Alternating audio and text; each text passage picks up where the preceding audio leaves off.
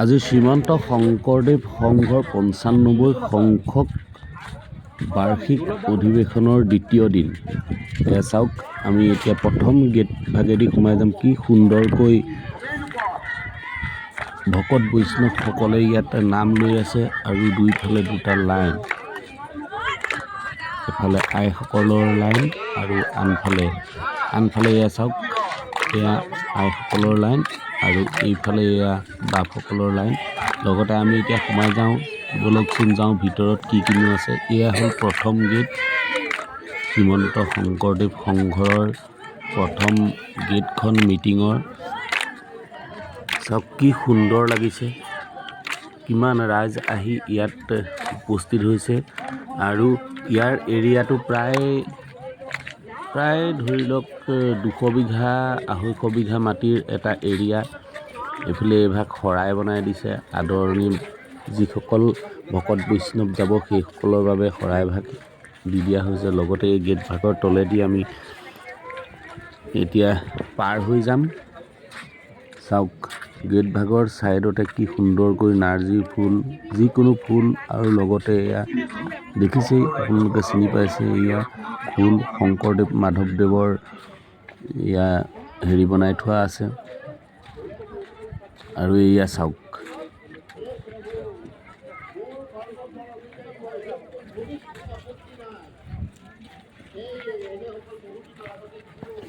আৰু এয়া চাওক, জ্যোতি বিষ্ণু সমন্বয় ক্ষেত্ৰ কি সুন্দৰকৈ বনাইছে, নিজ হাতে ৰাইজে বনাইছে। এয়া চাওক, এইভাগ গেট চাওক কি সুন্দৰকৈ বনাইছে, ৰাইজে নিজ হাতেৰে এয়া সকলোখিনি নিজ হাতেৰে বনোৱা হৈছে। সকলো ৰাইজ আহি, প্ৰত্যেকখন প্ৰাথমিকৰ পৰাই আহি ৰাইজসকলে এয়া বনাইছে। এয়া চাওক, গ্ৰাহ আৰু গজেন্দ্ৰক যেতিয়া গ্ৰাহে ধৰি আছিল তেতিয়া এপাহ পদুম ফুল দিছিলে যে প্ৰভু নাৰায়ণ মোক ৰাখা। এই গৰুড়ৰ স্কন্ধত উঠি বিষ্ণুৱে গ্ৰাহৰ মুণ্ড ছেদন কৰিছিল। আৰু এয়া চাওক, বৰাহ, যি নেকি আপোনাৰ হিৰণ্যাক্ষক বধ কৰিছিল। এয়া শংকৰদেৱে ষাঁড় গৰু যেতিয়া শিঙত ধৰি বগৰাই দিছিল, এয়া শংকৰদেৱে ষাঁড় গৰু শিঙত ধৰি আছে। চাওকচোন কি সুন্দৰ পৰিৱেশ। সঁচাকৈ ইয়ালৈ গ'লে আহিবলৈ মন নাযায় দেই। লগতে এয়া হ'ল নৰসিংহ বিষ্ণুৰ অৱতাৰ নৰসিংহ হিৰণ্যকশিপুৰক বধ কৰিছিল।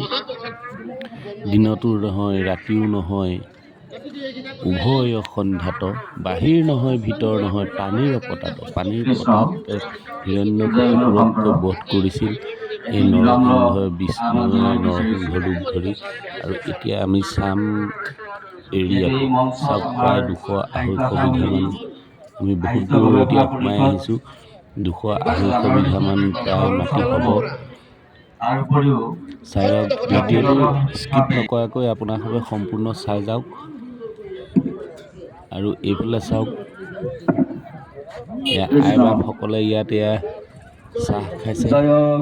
আমি একাপ চাহ খাই লওঁ।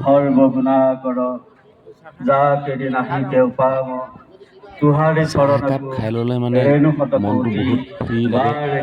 আৰু আমি আহিছোঁ বৰ্তমান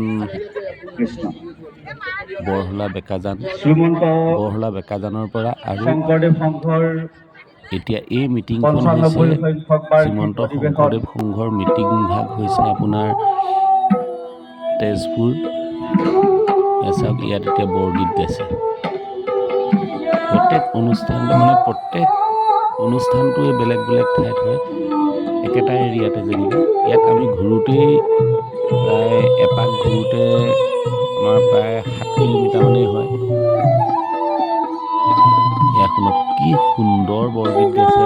অলপ আপোনালোকে ধৈৰ্য ধৰি শুনক।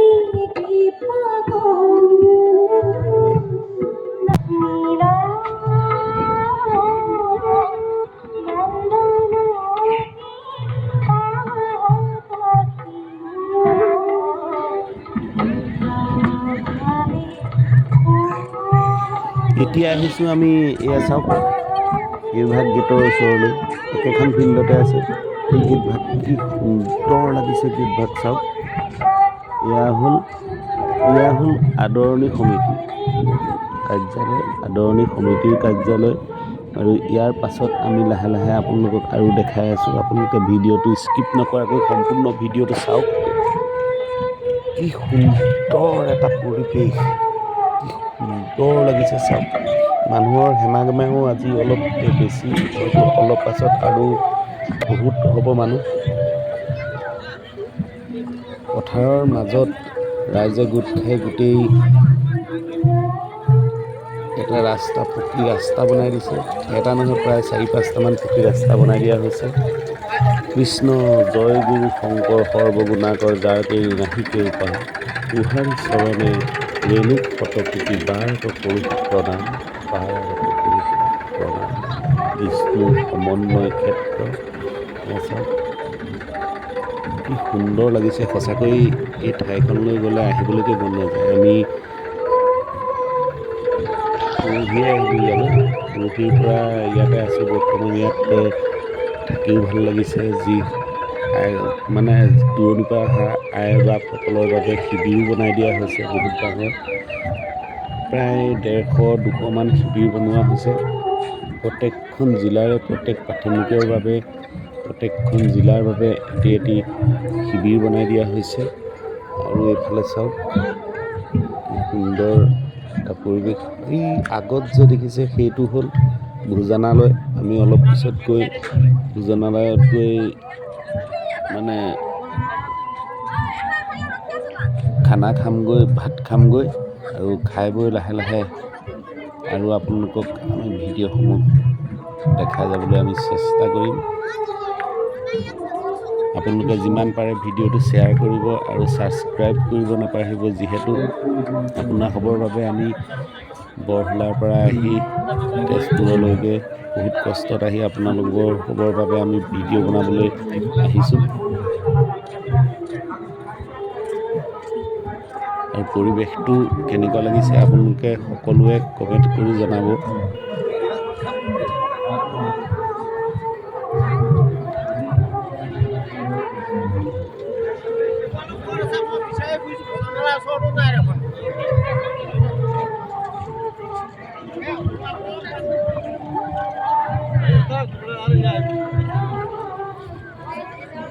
আমি এতিয়া ভোজনালয়লৈ গৈ আমি এতিয়া আহাৰ গ্ৰহণ কৰিম তাত কিমান ৰাইজ হয় আপোনালোকক সম্পূৰ্ণ দেখাম লগতে আমি কিহেনো মানে আহাৰ গ্ৰহণ কৰিছোঁ সকলোখিনি আপোনালোকক দেখাম চাই থাকক ভিডিঅ'টো কোনো স্কিপ নকৰিব এতিয়া আমি ভোজনালয়ৰ গৃহৰ ভিতৰলৈ সোমাই আহিলোঁ আমি বৰ্তমান এতিয়া পাইছোঁ ইয়াত আমি বহি আমি ৰাইজসকলক দেখাইছোঁ চাওক কিমান হাজাৰ মানুহে মানে ৰাইজে একেলগে ইয়াত ভোজন কৰে একেলগে ১০,০০০ ভকত বৈষ্ণৱ ইয়াত বহিব পাৰে বহি ১০,০০০ ভকত বৈষ্ণৱে একেলগতে খোৱাৰ মানে মজাই বেলেগ সঁচা কথা ক'বলৈ হ'লে মজাই বেলেগ আৰু সকলোৱে ভিডিঅ'টো স্কিপ নকৰাকৈ সকলোৱে ভিডিঅ'টো চাই থাকক এই মজা লাগিছে মই কৈছোঁ নহয় একদম মানে ভাবিবই নোৱাৰি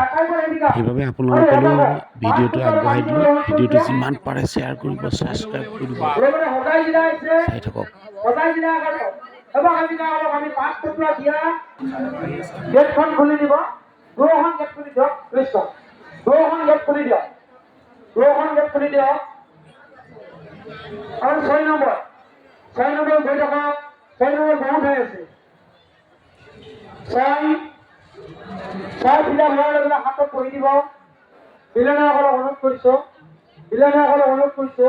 এয়া বিলাই আছে, চাওক চাৰিজনে একেলগতে বিলাইছে। প্ৰত্যেকটো লাইনতে এনেদৰে চাৰিজনে ভাত দিব, চাৰিজনে দাইল দিব আৰু চাৰিজনে চব্জি দিব। তেতিয়া চাওক কি মজা লাগিব ইয়াত খাই। ভগৱানৰ অন্নমুঠি তৃপ্তিয়ে বেলেগ দেই। পাছত আহি আছে এখন আছে, এখন লৈ যাব। মই এতিয়া বহি আছো 6 নম্বৰত।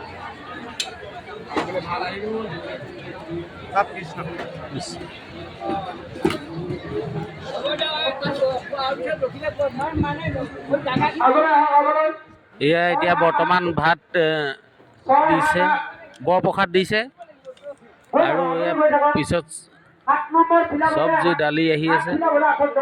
এয়া চাওক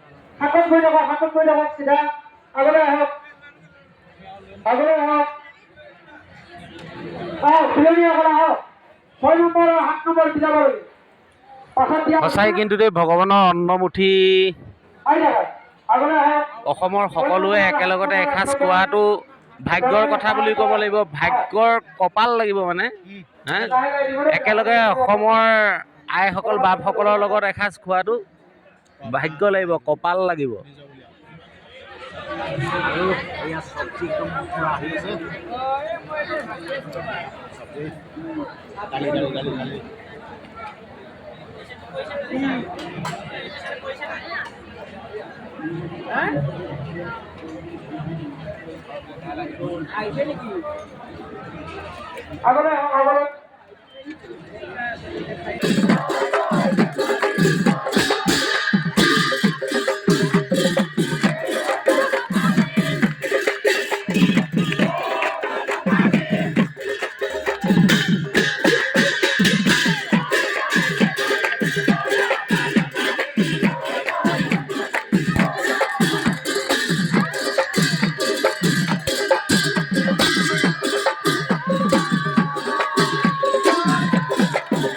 যিমান পাৰে ভিডিঅ'টো লাইক, কমেণ্ট, শ্বেয়াৰ আৰু ছাবস্ক্ৰাইব কৰিব নাপাহৰিব।